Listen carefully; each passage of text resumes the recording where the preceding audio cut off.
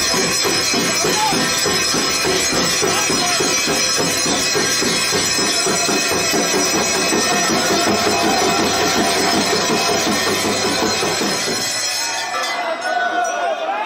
Friends, स्वागत है आपका आज के वीडियो में। आज के वीडियो में हम 12 ज्योतिर्लिंगों के दर्शन करेंगे। हम जानेंगे कि ये 12 ज्योतिर्लिंग भारत में किस किस जगह पर स्थित हैं और साथ ही साथ हम इन ज्योतिर्लिंगों से जुड़ी पौराणिक कथाओं के बारे में भी जानेंगे। और वीडियो के एंड में हम कुछ आरतियां भी देखेंगे जो कि इन ज्योतिर्लिंगों पे होती हैं, जैसे कि बाबा महाकाल की भस्म आरती। और वीडियो स्टार्ट करने से पहले मैं आपसे कहना चाहूँगा कि अगर आपने अभी तक इस चैनल को सब्सक्राइब नहीं किया है तो प्लीज़ इसे सब्सक्राइब भी करें। तो चलिए स्टार्ट करते हैं अपने आज के वीडियो से। सोमनाथ ज्योतिर्लिंग, गुजरात। सोमनाथ ज्योतिर्लिंग 12 ज्योतिर्लिंगों में से पहला ज्योतिर्लिंग है और ये गुजरात के सौराष्ट्र में स्थित है। इस ज्योतिर्लिंग का संबंध स्वयं चंद्रदेव से है, तभी इसका नाम सोमनाथ है। इसके पीछे की पौराणिक कथा कुछ इस तरह से है।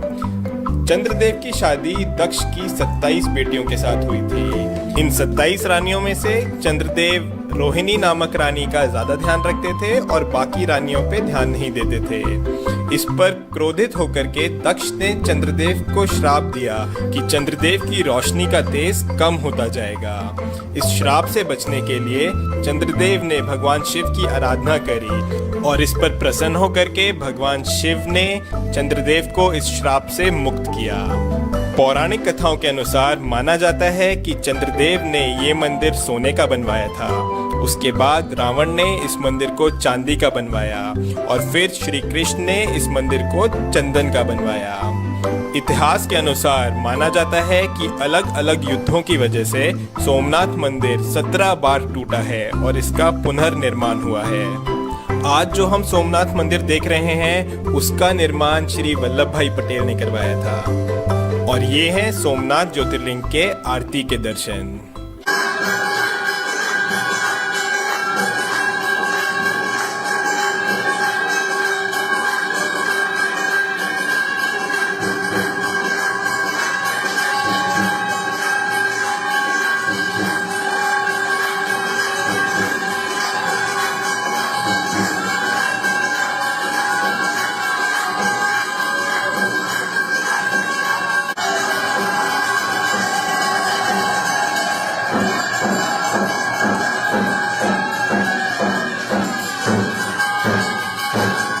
मल्लिकार्जुन ज्योतिर्लिंग, श्रीशैलम।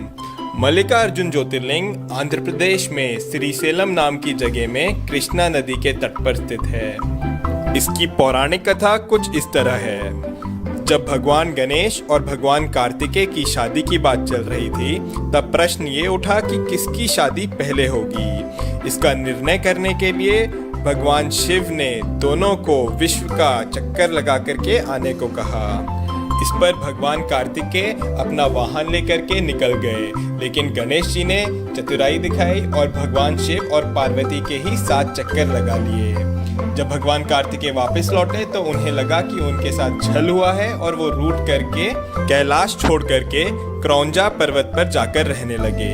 माता पार्वती के कई बार समझाने पर भी उन्होंने अपना हट नहीं छोड़ा और वो कैलाश वापस नहीं आए। तब भगवान शिव और माता पार्वती स्वयं ही कैलाश छोड़ करके श्रीशैलम में आकर के रहने लगे और इस तरह से ये प्रसिद्ध हुआ मल्लिकार्जुन ज्योतिर्लिंग के नाम से। महाकालेश्वर ज्योतिर्लिंग, उज्जैन। महाकालेश्वर ज्योतिर्लिंग उज्जैन में क्षिप्रा नदी के तट पर स्थित है। माना जाता है कि महाकालेश्वर ज्योतिर्लिंग स्वयंभू है, यानी कि वो खुद से यहाँ उत्पन्न हुआ है। महाकाल ज्योतिर्लिंग की विशेषता ये है कि ये एकमात्र दक्षिण मुखी ज्योतिर्लिंग है। यहाँ पर हर रोज सुबह 4 बजे भस्म आरती होती है जो कि पूरे विश्व में प्रसिद्ध है।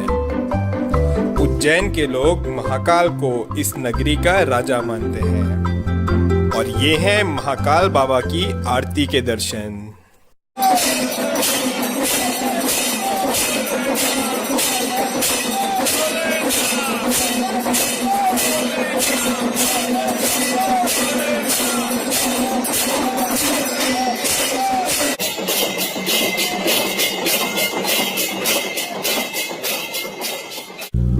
ओमकारेश्वर ज्योतिर्लिंग मध्य प्रदेश। मध्य प्रदेश में महाकाल बाबा के अलावा ओमकारेश्वर ज्योतिर्लिंग भी है। ये ज्योतिर्लिंग इंदौर के पास खांडवा डिस्ट्रिक्ट में नर्मदा नदी के तट पर स्थित है। ये ज्योतिर्लिंग जिस पहाड़ पर है वो पहाड़ नर्मदा नदी के बीच एक द्वीप है। इस पहाड़ के चारों ओर नर्मदा नदी बहती है और इस वजह से ये पहाड़ ओम के आकार में है और तभी इस ज्योतिर्लिंग को ओमकारेश्वर के नाम से जाना जाता है।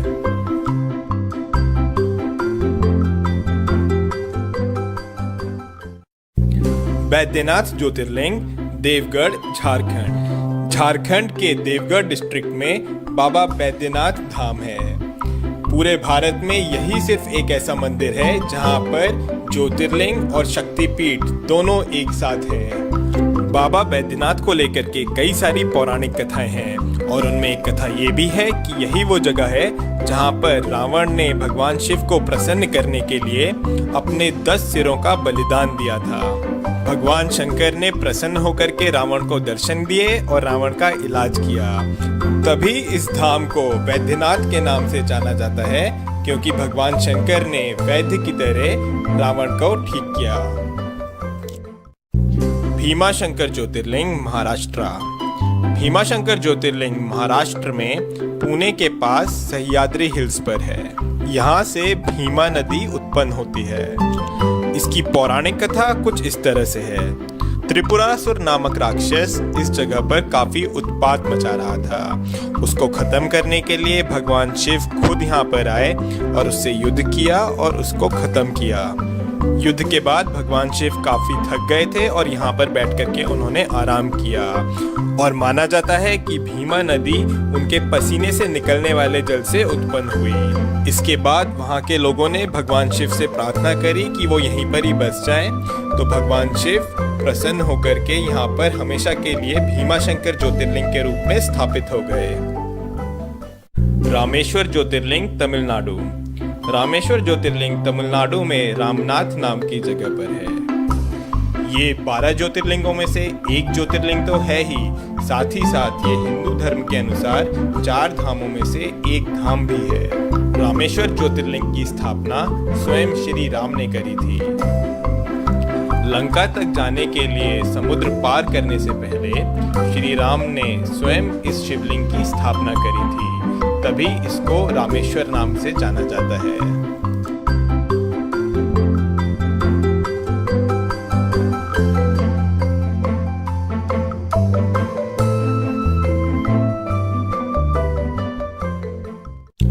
नागेश्वर ज्योतिर्लिंग गुजरात। गुजरात में सोमनाथ बाबा के अलावा नागेश्वर ज्योतिर्लिंग भी है। ये ज्योतिर्लिंग गुजरात में द्वारका के पास दारुकावना नामक जंगल में स्थित है। ये ज्योतिर्लिंग बाबा शंकर के नागों के रूप को दर्शाता है। शिव पुराण के अनुसार इसकी एक कथा भी है। माना जाता है कि यहाँ पर एक राक्षस का जोड़ा रहता था जिसका नाम था दारुका और दारुकी। दारुकी माता पार्वती की भक्त थी और उसे माता पार्वती से वरदान भी मिला हुआ था, लेकिन दारुका वो यहाँ पे काफी उत्पात मचाने लगा और यहाँ के लोगों को परेशान करने लगा। उसने सुप्रिया नामक एक शिव भक्त को कई अन्य लोगों के साथ बंदी बना लिया। इस पर सब लोगों ने शिव जाप शुरू कर दिया और तब शिव ने उनकी रक्षा के लिए यहाँ पर ज्योतिर्लिंग का रूप लिया। तब से यहाँ पर भगवान शिव नागेश्वर ज्योतिर्लिंग के रूप में विराजमान हैं। विश्वनाथ ज्योतिर्लिंग बनारस।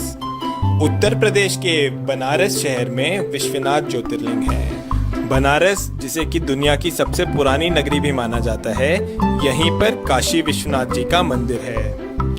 काशी सभी धार्मिक स्थलों में सबसे ज्यादा महत्व रखता है। ये नगरी गंगा नदी के तट पर बसी हुई है।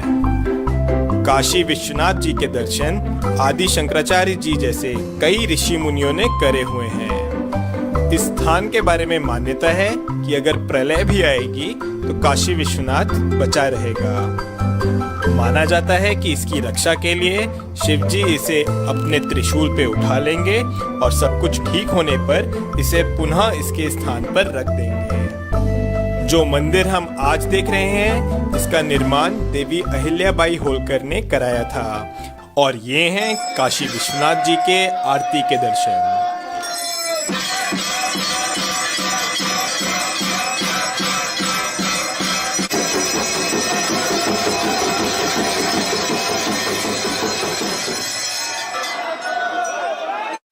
त्र्यंबकेश्वर ज्योतिर्लिंग नासिक। महाराष्ट्र में नासिक के पास त्र्यंबकेश्वर ज्योतिर्लिंग है। ये ज्योतिर्लिंग ब्रह्मगिरी पर्वत के पास है और ब्रह्मगिरी पर्वत से गोदावरी नदी उत्पन्न होती है। माना जाता है कि गौतम ऋषि और गोदावरी नदी के आग्रह करने पर भगवान शिव ने यहाँ पर ज्योतिर्लिंग का रूप लिया।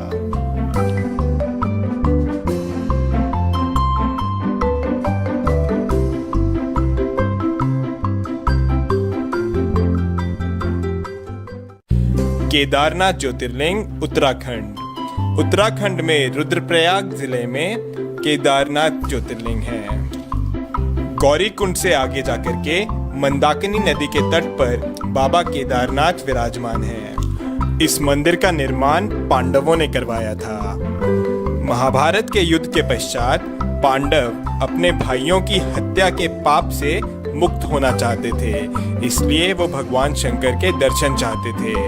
पर भगवान शिव उनसे रुष्ट थे, इसलिए उन्हें दर्शन नहीं देना चाह रहे थे। और इसलिए भगवान शिव बैल का रूप धारण करके केदारनाथ पहुंच गए। लेकिन पांडव उनका पीछा करते करते केदारनाथ भी आ गए। तब भगवान शिव धरती में समाने लगे, लेकिन भीम ने बैल की पीठ पकड़ ली थी। तभी यहाँ पर केदारनाथ शिवलिंग बैल के पीठ के रूप में है। भगवान शिव ने पांडवों को दर्शन दिए और उन्हें पाप से मुक्त किया। पांडवों ने यहाँ पर फिर केदारनाथ मंदिर का निर्माण करवाया। ये मंदिर काफी पुराना है और माना जाता है कि करीब 400 साल तक ये मंदिर बर्फ के अंदर दबा हुआ था। कृष्णेश्वर ज्योतिर्लिंग महाराष्ट्र में औरंगाबाद के पास एलोरा केव्स हैं और इन्हीं एलोरा केव्स के पास में है कृष्णेश्वर ज्योतिर्लिंग। इस ज्योतिर्लिंग की मान्यता ये है कि यहाँ पर घुष्मा नाम की एक शिव भक्त थी। उसके पुत्र को उसकी ही बहन ने छल से मारा था। अपनी भक्त पर इस तरह के अन्याय को देख भगवान शिव यहाँ पर प्रकट हुए और घुष्मा को दर्शन दिए और इसके बाद भगवान शिव यहाँ पर ज्योतिर्लिंग के रूप में स्थापित हो गए। तो ये हैं हमारे 12 ज्योतिर्लिंग। सौराष्ट्र सोमनाथम च श्रीशैले मल्लिकार्जुनम, उज्जैन्याम महाकालम ओमकारम अमलेश्वरम, परल्याम वैद्यनाथम च डाकन्याम भीमशंकरम, सेतुबंदे तु रामेशम नागेशम दारुकावने, वाराणस्याम तु विश्वेशम त्र्यंबकम गौतमी तटे, हिमालय तु केदारम घुष्मेशम च शिवालय। ओम नमः शिवाय। और ये हैं कुछ वीडियोस जो यहाँ की आरतियों की हैं।